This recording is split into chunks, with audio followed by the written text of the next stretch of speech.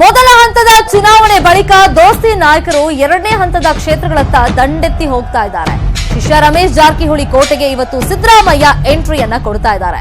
ಗೋಕಾಕ್ ಕ್ಷೇತ್ರದಲ್ಲಿ ಕಾಂಗ್ರೆಸ್ ಅಭ್ಯರ್ಥಿ ಪರ ಪ್ರಚಾರವನ್ನ ಮಾಡಲಿದ್ದಾರೆ. ಇನ್ನು ಹುಬ್ಬಳ್ಳಿ, ಬಾಗಲಕೋಟೆ, ಬೆಳಗಾವಿಯಲ್ಲಿ, ವಿಜಯಪುರದಲ್ಲಿ ಸಿಎಂ ಕ್ಯಾಂಪೇನ್ ಅನ್ನ ಮಾಡಲಿದ್ದಾರೆ. ವಿಜಯಪುರದಲ್ಲಿ ಇವತ್ತು ಸಂಜೆ ಸಮಾವೇಶ ನಡೆಯಲಿದ್ದು, ದೋಸ್ತಿ ಅಭ್ಯರ್ಥಿ ಸುನೀತಾ ಪರವಾಗಿ ಸಿಎಂ ಕುಮಾರಸ್ವಾಮಿ ಹಾಗೇನೆ ದೇವೇಗೌಡರು ಮತಯಾಚಿಸಲಿದ್ದಾರೆ.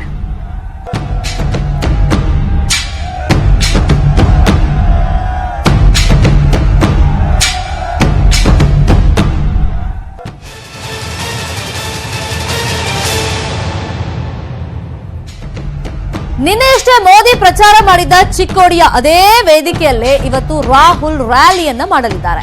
ಕಾಂಗ್ರೆಸ್ ಅಧ್ಯಕ್ಷ ರಾಹುಲ್ ಗಾಂಧಿ ಮಧ್ಯಾಹ್ನ 2:45ಕ್ಕೆ ರಾಯಚೂರಿನಲ್ಲಿ ಸಮಾವೇಶವನ್ನು ನಡೆಸಲಿದ್ದಾರೆ.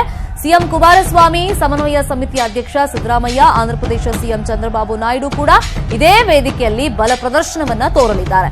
ಇನ್ನು ಚಿಕ್ಕೋಡಿ ಕಾಂಗ್ರೆಸ್ ಅಭ್ಯರ್ಥಿ ಪ್ರಕಾಶ್ ಹುಕ್ಕೇರಿ ಪರವೂ ರಾಹುಲ್ ಪ್ರಚಾರವನ್ನ ಮಾಡಲಿದ್ದಾರೆ.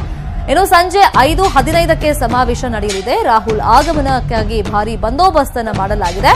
ಉತ್ತರ ಕರ್ನಾಟಕದ ಎಲ್ಲಾ ನಾಯಕರು ಇದರಲ್ಲಿ ಪಾಲ್ಗೊಳ್ಳಲಿದ್ದು ಅಖಾಡ ರಂಗೇರಲಿದೆ.